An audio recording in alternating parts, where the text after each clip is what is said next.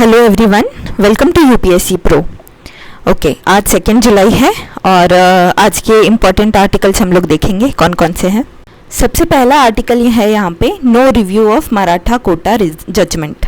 ठीक है, ये जो जजमेंट आई थी सुप्रीम कोर्ट की कुछ वक्त पहले कि मराठा कोटा जो है, जो रिजर्वेशन है मराठास को दिया गया, वो अनकॉन्स्टिट्यूशनल है, इस पे रिव्यू नहीं होगा, ये फाइनल चीज़ है।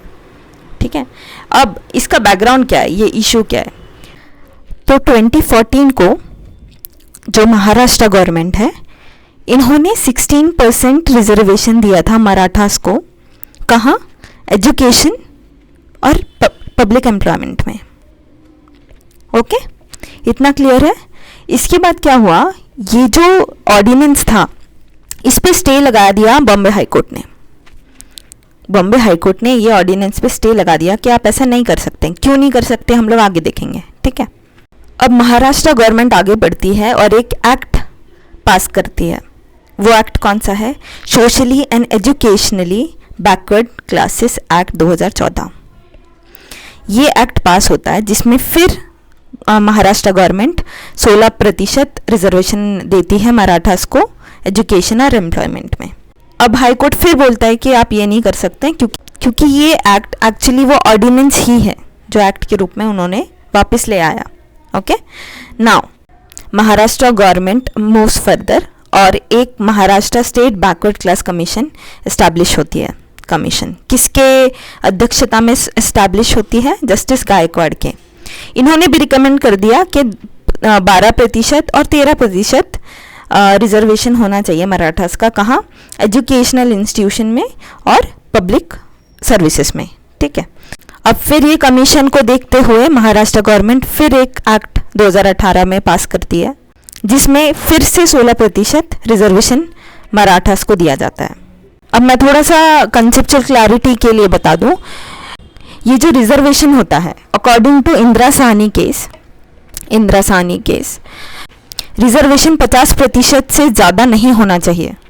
ठीक है, तो एक जो बैलेंस इस्टेब्लिश करना होता है रिप्रेजेंटेशन का और मेरिट का, वो तभी बन पाएगा इस जजमेंट के हिसाब से जब 50% रिजर्वेशन हो और बाकी, ठीक है, रिजर्वेशन ना हो, ओपन टू ऑल हो। तो इंदिरा साहनी के हिसाब से ये ज़रूरी है। नाउ इंदिरा साहनी के हिसाब से अगर 16% मराठास को रिजर्वेशन दे दिया जाता है तो महाराष्ट्र में रिजर्वेशन बढ़ के चले जाएगा 68%, which is against this judgment. Is that clear? इसके अलावा जो 2014 और 2016 के जो जजमेंट्स थे हाई कोर्ट के, जो ऑर्डर्स थे, तो उनको कंप्लाई किए बिना ये एक्ट लेके आया गया। ठीक है, 2018 में, विच इज़ अनकॉन्स्टिट्यूशनल। जो आपको हाई कोर्ट या सुप्रीम कोर्ट ऑर्डर देता है उसके अकॉर्डिंग चलना होता है।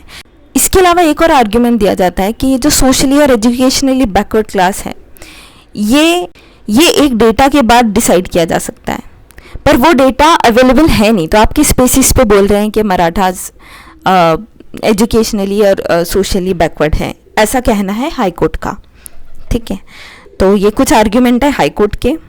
अब जो एक्सेप्शन है इंदिरा साहनी में, जिसके अंतर्गत एक एक्स्ट्रा ऑर्डिनरी सिचुएशन होती है, अगर जैसे तमिलनाडु में 50 अबोव है रिजर्वेशन, ऐसी कोई एक्स्ट्रा ऑर्डिनरी सिचुएशन होती है तो आप रिजर्वेशन दे सकते हैं, पर यहाँ पे according to the court extraordinary situation नहीं है। तो अब महाराष्ट्र गवर्नमेंट क्या बोलना चाह रही है? महाराष्ट्र गवर्नमेंट के पास है आर्ग्यूमेंट कि ये एक्स्ट्रा ऑर्डिनरी सिचुएशन क्यों है। First argument of theirs is, जो मराठा कम्युनिटी है, रिसेंटली उन्हें बहुत ज़्यादा प्रताड़ना हुई है ड्यू टू इंडेप्थनेस, जो फार्मर सुसाइड्स है या इस तरीके से उन, और जो महाराष्ट्र में फार्मर्स फेस कर रहे हैं, इसके वजह से उनकी इकोनॉमिकल सिचुएशन ये उतनी डिसेंट नहीं है। इसीलिए ये एक्ट के थ्रू उनको रिजर्वेशन प्रोवाइड करने की बात की गई है। अब रिसेंटली सुप्रीम कोर्ट ने ये कह दिया है कि ये जो रिजर्वेशन प्रोवाइड किया गया था महाराष्ट्र गवर्नमेंट के द्वारा मराठास को, ये अनकॉन्स्टिट्यूशनल एंड वॉइड है। ठीक है, तो ये सारा कॉन्टेक्स्ट है इसका। यहाँ पे कुछ मैं पॉइंट्स बता दूँ। इंदिरा साहनी केस के बारे में बता दिया कि 50% से ज़्यादा रिजर्वेशन नहीं होनी चाहिए। यहाँ पे एडिशनल रीडिंग अगर आप देखें तो आर्टिकल 16 आप पढ़ेंगे। ठीक है, जहाँ पे एम्प्लॉयमेंट की रिजर्वेशन एंड एम्प्लॉयमेंट की बात की गई है। देन इंदिरा साहनी केस को आप डिटेल में पढ़ेंगे, आर्टिकल 340 को आप डिटेल में पढ़ेंगे, ठीक है। ये एडिशनल रीडिंग है जो आपको करनी है। और सुप्रीम कोर्ट ने यहाँ पे कहा है कि जो भी सारे आर्ग्यूमेंट्स आप अपील में लेके आ रहे हैं, रिव्यू पिटिशन में लेके आ रहे हैं, वो सभी हमने एड्रेस कर दिए हैं, तो अभी रिव्यू नहीं हो सकता, ठीक है। ये इशू था, यहीं तक था ये। नेक्स्ट चलते हैं। ये छोटा सा फैक्ट वाला आर्टिकल देख लें। In last academic year only 22% of school had internet. This is an alarming fact, ठीक है। आप आंसर्स में कोट कर सकते हैं ये fact as it is, introduction में लिख सकते हैं। डिजिटल इंडिया के रिस्पेक्ट में क्वेश्चन आया या डिजिटल डिवाइड के रिस्पेक्ट में क्वेश्चन आया, जैसे ऑनलाइन क्लासेस पर भी एजुकेशन डिपेंडेंट होते जा रही है, तो the importance of computer and internet, this is huge, ठीक है। तो आप ये डेटा कोट कर सकते हैं एज इट इज़। इसके अलावा एक और डेटा है यहाँ पे जो 30%, ओनली 30% जो स्कूल्स हैं उनके पास कंप्यूटर फैसिलिटीज़ वर्किंग है, एक्टिव कंप्यूटर फैसिलिटीज़ है, तो दिस इज़ अनदर डेटा, तो ये आप यूज़ कर सकते हैं। ओके, चलिए नेक्स्ट पढ़ते हैं। ये कल का आर्टिकल है, ये रह गया था बट इम्पॉर्टेंट है इसलिए मैंने कवर कर दिया यहीं पे। ये है about the cinematograph amendment bill 2021। इस आर्टिकल में एक ही मेन पॉइंट है जो कि बहुत ही क्वेश्चनेबल है अकॉर्डिंग टू द ऑथर। वो ये है कि ये अमेंडमेंट एक प्रोविज़न लाता है जिसके अंतर्गत जो सेंट्रल गवर्नमेंट है इनके पास आ जाता है रिविजनरी पावर, कि अगर CBFC central board of film certification CBFC अगर किसी फिल्म को सर्टिफाई कर भी देती है तब भी सेंट्रल गवर्नमेंट उसको रिव्यू कर सकती है, और अगर उसे कुछ आपत्तिजनक चीज़ें लगती है तो वो फिल्म बैन भी हो सकती है, ठीक है। तो सेंट्रल गवर्नमेंट के पास पावर आ गया है फिल्म को बैन करने का, even after CBFC have certified it. अब इसमें बात यह है कि जो फिल्म्स होती है this is like a voice of people. जो लोग हैं वो अपना थॉट प्रोसेस एक तरीके से एक्सप्रेस करते हैं फिल्म्स के थ्रू, तो it comes under freedom of speech and expression, एक तरीके से वॉइस ऑफ डेमोक्रेसी है ये। नाउ अगर ऐसा पावर सेंट्रल गवर्नमेंट को मिलता है तो उनके पास डिस्क्रिशनरी पावर है किसी की भी आवाज़ दबाने के लिए, ठीक है। बहुत सी ऐसी फिल्म्स बनती हैं जिसमें बैड गवर्नेंस के बारे में फिल्म्स बनती है, करप्शन के बारे में फिल्म्स बनती है, सोशल इविल्स के अगेंस्ट फिल्म्स बनती है जहाँ पे एक मैसेज दिया जाता है, ठीक है। तो ये फिल्म्स को भी दरकिनार किया जा सकता है, इनको भी बैन किया जा सकता है। इस चीज़ से बचने के लिए ये ऑथर कहते हैं कि ये बहुत ज़रूरी है कि ये अमेंडमेंट बिल पास ना हो। ये वाला प्रोविज़न तो उसमें बिल्कुल ही खतरनाक है। ये ड्राफ्ट बिल है जो कि गवर्नमेंट ने पब्लिक में रखा है फॉर एडवाइसेस, कि इसमें कौन से एडवाइसेस आप देना चाहते हैं, तो ये अभी तक पास नहीं हुआ है, ठीक। ऑथर का ये भी मानना है कि ऑलरेडी इतने सारे आर्काइक एंड रिडंडेंट चीज़ें हैं CBFC में ही जिनके वजह से इनको ऑलरेडी प्रॉब्लम हो रही है। इनके फिल्म्स में सीन्स कट ऑफ होते हैं विदाउट एनी वैलिड रीजंस, कई बारी गवर्नमेंट के इन्फ्लुएंस में आके करना पड़ता है, तो ऑलरेडी काफ़ी सारी प्रॉब्लम्स है। उसके ऊपर कुछ वक्त पहले जो फिल्म सर्टिफिकेशन एपिलेट ट्रिब्यूनल था उसे भी अबॉलिश कर दिया गया। हाँ, अब ये जो ट्रिब्यूनल है जिसे अबॉलिश कर दिया गया, अब कोई फिल्म मेकर ग्रीवांस लेके जाए तो किसके सामने जाएगा? हाँ, क्योंकि ट्रिब्यूनल तो इन्होंने अबॉलिश कर दिया, अब हाई कोर्ट जाएगा सीधे। हाँ, अब हाई कोर्ट में जाने के लिए वहाँ पे टाइम इन्वेस्ट करना पड़ता है, वहाँ पे पैसे इन्वेस्ट करना पड़ता है, और बहुत सारे फिल्म मेकर्स उतने नहीं होते हैं अबेंडेंट के वो इतना टाइम और पैसा इन्वेस्ट कर पाएँ, ठीक है। तो एक तरीके से क्या हुआ है कि गवर्नमेंट ने डेमोक्रेसी का वॉइस दबाने की कोशिश की अकॉर्डिंग टू द ऑथर, जबकि ट्रिब्यूनल नहीं है, रिडंडेंट पॉलिसीज ऑलरेडी है CBFC की। इसके ऊपर ये अमेंडमेंट ला देना, it's like a step further back, तो ऐसा नहीं होना चाहिए अकॉर्डिंग टू हिम। इसके अलावा इसमें और कोई इंपॉर्टेंट पॉइंट्स नहीं है, इतना ही है इसमें। नेक्स्ट आर्टिकल देखें, envisioning the post pandemic smart city, ठीक है।